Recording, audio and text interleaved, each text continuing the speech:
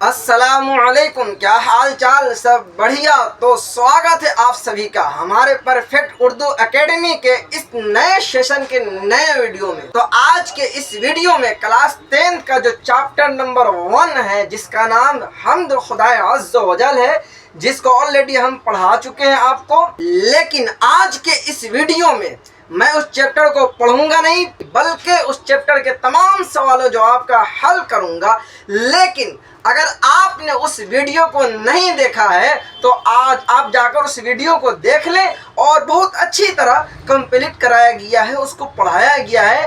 अगर आप पढ़े रहेंगे तो इस वीडियो में ऑब्जेक्टिव सब्जेक्टिव जो मैं आपको बताने वाला हूँ, आप मुझसे ज़्यादा हल कर पाएंगे। लेकिन वीडियो शुरू करने से पहले अगर आप सब्सक्राइब नहीं किए तो उसको सब्सक्राइब कर लें, लाइक कर लें और दोस्तों के साथ शेयर कर लें, और फुल एनर्जी के साथ आप इस वीडियो में एंजॉय लें और मस्त होकर पढ़ाई करें। तो चलिए मैं शुरू करता हूँ आपकी किताब से।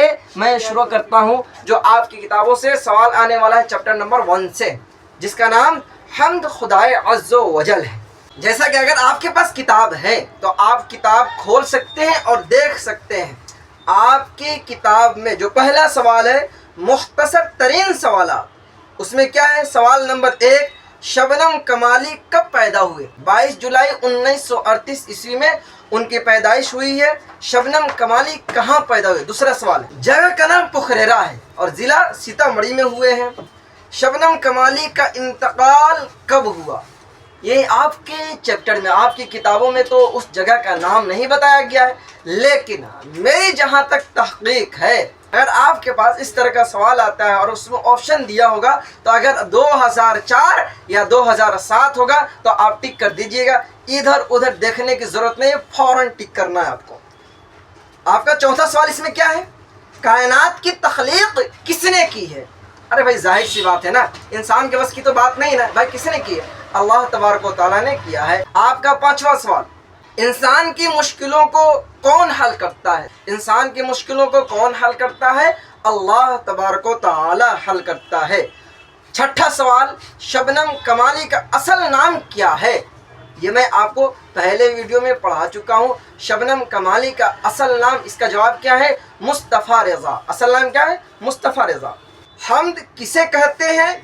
5 जुमलों में लिखिए। आपका सवाल है ये, आपकी किताब का। इस तरह के सवाल आ सकते हैं और आते भी हैं और आएंगे भी, हो सकता है। हम्द किसे कहते हैं? 5 जुमलों में लिखिए। पहले तो हम ये जान ले, मैं आपको पहले ही बताया हूँ, हम्द किसे कहते हैं? हम्द उसको, उस नज़म को कहते हैं जिसमें अल्लाह तबारक व तआला की तारीफ़ व तौसीफ़ बयान की जाए। हम्द किसे कहते हैं? जिसमें खुदाए पाक की तारीफ़ की जाए। 5 जुमलों में लिखी, इसी को बढ़ा कर लिख देना है 5 जुमलों। जैसा कि हम्द उस नज़म को कहते हैं जिसमें अल्लाह तबारक व तआला की तारीफ़ की जाए, हम्द उस नज़म को कहते हैं जिसमें खुदाए पाक की तारीफ़ की जाए, या हम्द उस नज़म कहते हैं जिसमें सिर्फ़ और सिर्फ अल्लाह तबारक व तआला की तारीफ़ की जाए। इसी तरह से 5 जुमलों में और बढ़ाकर लंबा चौड़ा आप लिख सकते हैं। इसी तरह से दूसरा सवाल आपका मुख्तसर सवालात में से आ रहा है, हम्द मनक़बत और क़सीदे में क्या फ़र्क है? बात समझ में आ रही है ना? हम्द, मनक़बत और क़सीदे में क्या फ़र्क है? आपको मैंने पहले ही बताया है, और बहुत गौर से सुने। अगर सुन भी लेंगे सही से तो इंशाअल्लाह वहाँ पर आप आसानी से लिख देंगे, लेकिन सुनकर बस नहीं कीजिएगा, इसको अपनी किताबों में भी नोट कर लीजिएगा। कॉपी में क्या कर लीजिएगा? नोट कर लीजिएगा, और इसको बैठकर बढ़िया तरीके से समझने की कोशिश कीजिएगा। हम्द, मनक़बत और क़सीदे में क्या फ़र्क है?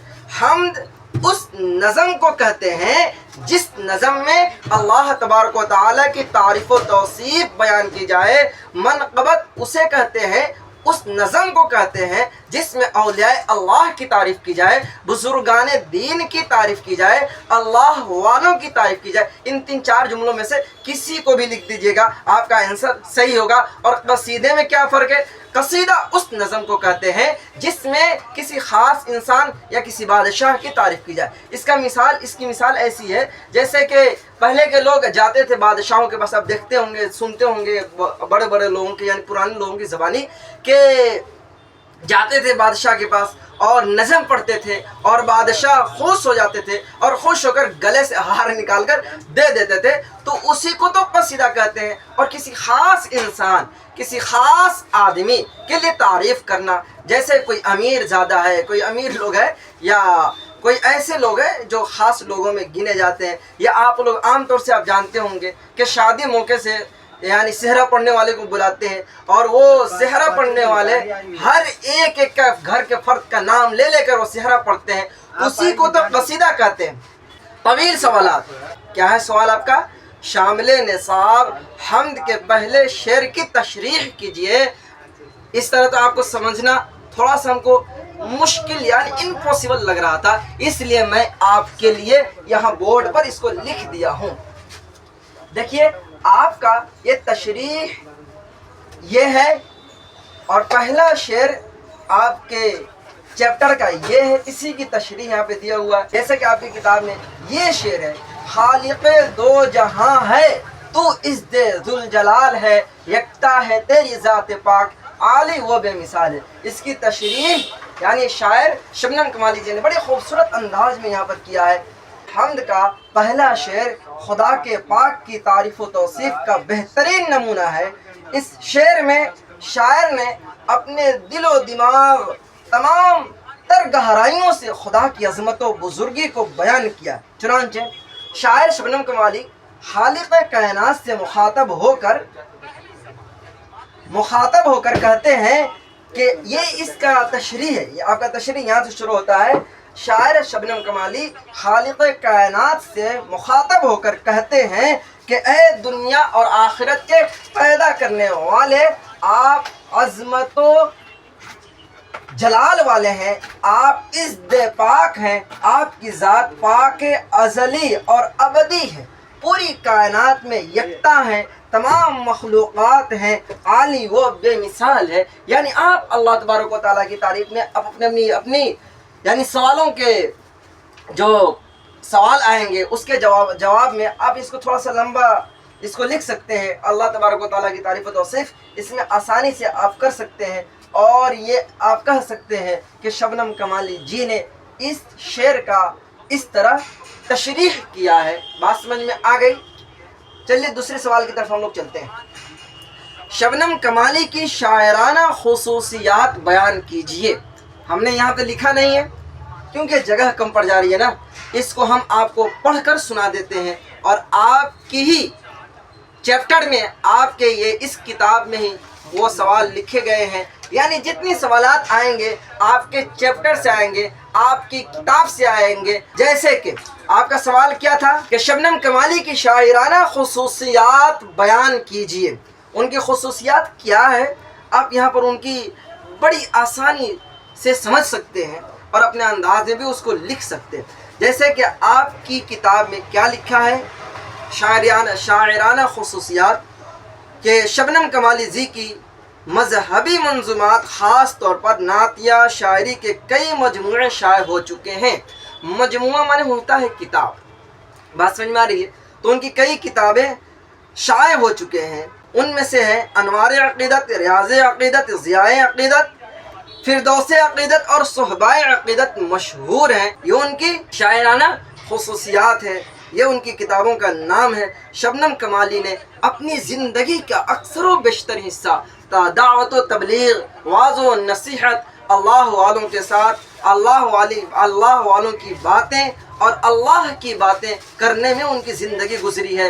وہ اللہ تبارک و تعالیٰ اور اللہ کے نبی کے سچے عاشق تھے، سچے جاں نثار تھے۔ اپنی تقریروں اور شعری تخلیقات میں انہوں نے اپنے بھرپور والہانہ جذبات کا اظہار کیا ہے۔ یہ کیا ہو گیا؟ شبنم کمالی جی کا شاعرانہ خصوصیات۔ حمد کا خلاصہ لکھیے۔ حمد کا خلاصہ یہ کہاں پر ہے بھائی؟ آپ ہی کی کتاب میں ہے۔ یہاں پر دیکھیے، کسی کے کتاب میں تو خلاصے کے نیچے پورا دیا ہوا ہے، اور کسی کی کتاب میں اس طرح ہے آپ نے پڑھا، اس کے نیچے اس کا خلاصہ بیان ہے پورا۔ جیسے کہ میں آپ کو کچھ پڑھ کر سناتا ہوں اور کچھ زبانی سناؤں گا، آپ اس کو آسانی سے لکھ سکتے ہیں اور سمجھ بھی سکتے ہیں۔ حمد کے ان اشعار میں خدا کی بارگاہ میں عقیدت اور محبت کا اظہار کیا گیا۔ حمد میں کیا کیا گیا ہے؟ اللہ تبارک و تعالیٰ کی عقیدت و محبت کا اظہار کیا گیا ہے۔ خالق کائنات کی ان جملوں میں، ان الفاظوں میں تعریف و توصیف ممکن نہیں، لیکن بندہ اپنے طور پر اس بات کی پوری کوشش کرتا ہے کہ اس کی حمد و ثنا میں، ان کی تعریف و توصیف میں کوئی کمی نہ رہ جائے۔ اس نظم میں شاعر یہ بتاتا ہے کہ اللہ دونوں جہاں کا پیدا کرنے والا ہے، اس کی پاک ذات کی کوئی دوسری مثال نہیں دی جا سکتی۔ وہ دونوں جہاں کو رزق پہنچاتا ہے اور ساری کائنات کی حیات و موت کا مالک ہے۔ پوری کائنات میں اسی کا جلوہ نظر آتا ہے، اسی کا حسن ہر طرف پھیلا ہوا ہے، اسی نے زندگی کا نظام مرتب کیا ہے۔ عقل والے لوگ اس کی ذات کو سمجھنے کی کوشش کرتے ہیں، لیکن یہ کام انسان کے حد سے باہر ہے۔ انسان کے بس کی بات نہیں ہے کہ اللہ کا دوسرا مثال ہو سکتا ہے، کہ اللہ کہاں تک ہے۔ یعنی کوئی انسان عقل لگانا چاہے تو وہ انسان کی حد سے باہر ہے۔ اگر لاکھوں لاکھ برس بھی خدا کی شان بیان کی جائے تو وہ بھی ناکافی ہوگی۔ کسی بندے پر اگر اس کی مہربانی کی نظر پڑ جائے تو وہ کامیاب ہو جاتا ہے۔ کسی بندے پر اللہ تبارک و تعالیٰ کی ایک نظر پڑ جائے مہربانی کی تو اس کا بیڑا پار ہو جاتا ہے، وہ فلاح یاب ہو جاتا ہے، وہ کامیاب ہو جاتا ہے۔ ہمیں اور آپ کو یہ ہمیشہ دعا مانگنی چاہیے کہ اللہ تبارک و تعالیٰ اپنی رحمتوں کی نظر ہمارے اوپر بنائے رکھے۔ اور اسی طرح سے آپ اس خلاصے کو اس انداز میں لکھ سکتے ہیں۔ اللہ تبارک و تعالیٰ کی اگر آپ کے سوال میں اس طرح کا لکھا ہو کہ حمد کا خلاصہ کیجئے، تو آپ آسانی سے اس طرح لکھ دیں کہ اس حمد کے اندر اللہ تبارک و تعالیٰ کی تعریف و توصیف بیان کی گئی ہے۔ اب پھر اس کے بعد تھوڑی سی بیان کیجئے کہ اللہ تبارک و تعالیٰ اس دونوں جہاں کا مالک ہے، دونوں جہاں کا خالق ہے، دونوں جہاں کے مخلوق کو رزق پہنچانے والا ہے۔